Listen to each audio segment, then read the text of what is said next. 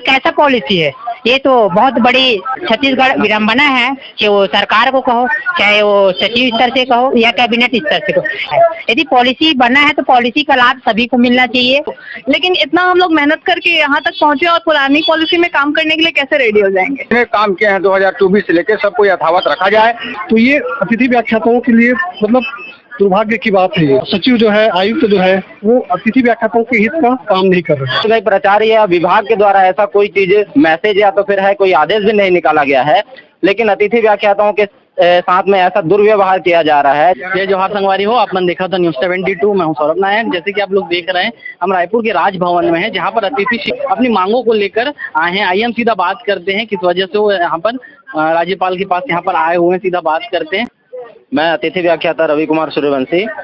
जिस तरीके से विभाग और है हमारे माननीय उच्च न्यायालय के द्वारा ये आदेश और पॉलिसी के संबंध में है जो निर्णय लिया गया था, उसमें अतिथि व्याख्याताओं के लिए ऐसी कोई भी चीज नहीं लिखी है जो है जिस आधार पे है कि भाई अतिथि व्याख्याताओं को है इस चीज का लाभ मिल रहा है। और यहाँ पर है कि भाई प्राचार्य या विभाग के द्वारा ऐसा कोई चीज मैसेज या तो फिर है कोई आदेश भी नहीं निकाला गया है, लेकिन अतिथि व्याख्याताओं के साथ में ऐसा दुर्व्यवहार किया जा रहा है जिसके आधार पे उनकी नौकरी जो है आज खतरे की स्थिति में बनी हुई है। और यहाँ पर है विभिन्न प्रकार के है कॉलेजेस के द्वारा है वैकेंसी भी निकाल दिया गया है, जिसमें है माननीय उच्च न्यायालय के द्वारा पॉलिसी के संबंध में ये कहा गया था कि पूर्व में जिन लोगों को स्थगन आदेश है उन लोगों को है प्रोटेक्ट किया जाएगा। और इस चीज का है कि अवमानना हो रहा है विभाग के द्वारा और है यहाँ पर है कि भाई जितने भी है कॉलेज के प्राचार्य हैं उनके द्वारा। तो हमारा शासन से और शासन के साथ में है विभाग से यही अनुरोध है कि पूर्व में सत्र 2023-24 में जितने भी अतिथि व्याख्याता कार्य किए हैं उनको यथावत रखते हुए है पॉलिसी का लाभ दिया जाए और उनको यूजीसी के मापदंड पे आने के लिए एक समय सीमा 4 साल का निर्धारित कर दिया जाए। बस इन्हीं शब्दों के साथ में आपका परिचय बताइए। मैं रवि कुमार सूर्यवंशी, अतिथि व्याख्याता। कुछ और भी लोग हैं, ये बात करते हैं। जो पॉलिसी आई है, मैं Swati Pandey guest lecturer JMP college Sakatpur से। जो पॉलिसी आई है उसमें अभी भी कुछ भी क्लियर नहीं है, जिससे हमारे प्रिंसिपल भी बहुत कंफ्यूज में है, जिससे वो कुछ भी अभी निर्णय नहीं ले पा रहे हैं। इवन वो यहाँ तक हमको रिकॉलिंग किया है और वो बोल रहे हैं कि पुरानी पॉलिसी में आएंगे, पुरानी पॉलिसी में पुराने वेतनमान में आपको कंटिन्यू करना है। तो लेकिन इतना हम लोग मेहनत करके यहाँ तक पहुँचे और पुरानी पॉलिसी में काम करने के लिए कैसे रेडी हो जाएंगे, है ना? तो जो भी अभी न्यू पॉलिसी लाई है वो सबके लिए इक्वल रहे। जो स्टे ऑर्डर रखे हैं, जो यूजीसी गाइडलाइंस में आते हैं, सबके लिए वो रखा है। और जो लाए हैं जिसमें कंफ्यूजन है वो डाउट क्लियर करें। ये इसके लिए हम लोग आए हैं, जिससे अभी तक हम लोग को अपॉइंटमेंट नहीं दिया जा रहा है ना? तो क्या बोल रहे हैं मैडम, आप लोग मिलने जा रहे हैं? कॉलेज, क्योंकि उन लोग को अभी भी क्लियर नहीं है। जो पॉलिसी आई है ना सर, वो प्रिंसिपल को भी वो समझ नहीं पा रहे हैं, क्लियर नहीं है इसलिए हम लोग को अपॉइंटमेंट नहीं दिया जा रहा है। और एक दूसरे कॉलेज, एक दूसरे प्रिंसिपल वो देख रहे हैं कि क्या कर रहे हैं, जिसके थ्रू हम लोग भी काम करें आगे। अब राज्य भवन में हमारे प्रतिनिधिमंडल गए हैं, लेकिन बात यह है सर कि जब जितने भी लोग हैं, जितने काम किए हैं 2024 से लेकर सबको यथावत रखा जाए, किसी को रोजी रोटी को मत छीना जाए, क्योंकि इतनी बढ़ती महंगाई में आदमी क्या करेगा। बस आपके माध्यम से हम यही छत्तीसगढ़ शासन और प्रशासन को निवेदन करेंगे कि जितने लोग काम किए हैं सबको इस पॉलिसी का लाभ दिया जाए, किसी को बेघर नहीं किया जाए। बस इतना कहना चाहता हूँ। मेरा नाम संदीप बघेल कंवर था। लड़ाई लड़ रहे हैं, आज राजभवन आए थे, आप लोग क्या कहेंगे?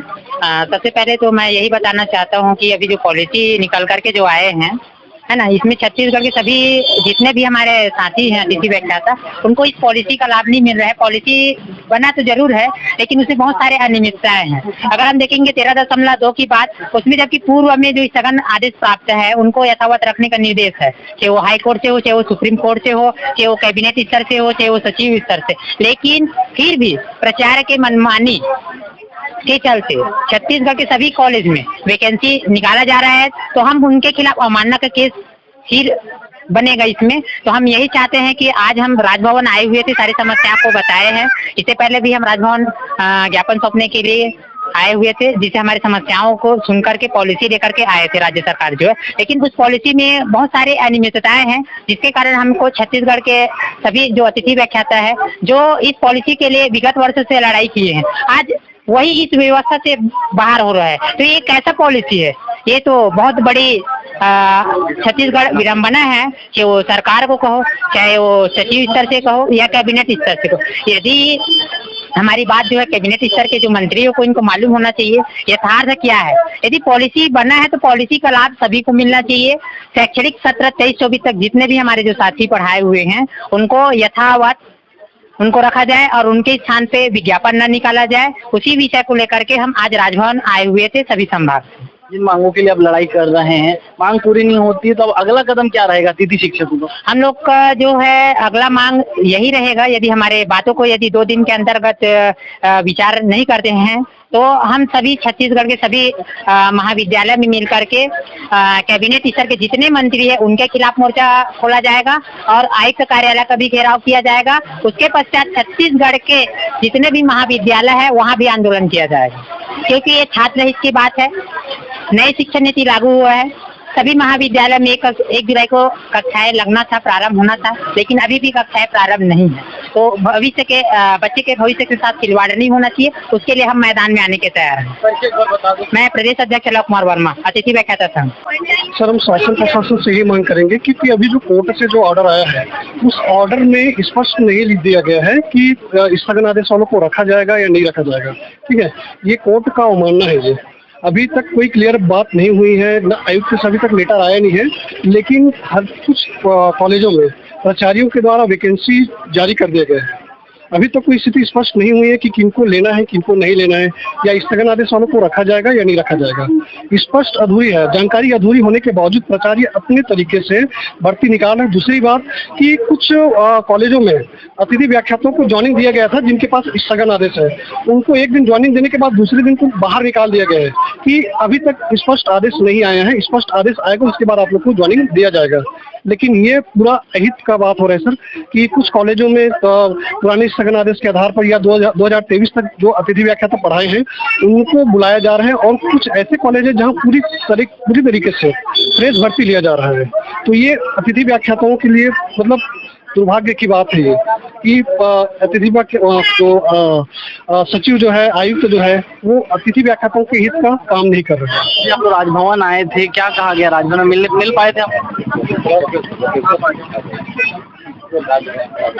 राजभवन में अभी अपन ज्ञापन दिए हैं, इसके संबंध में जानकारी के लिए कि सर आपको प्रेषित करते हैं, उनमें जितना राजभवन इंटरफेयर कर सकता तो ठीक रहेगा।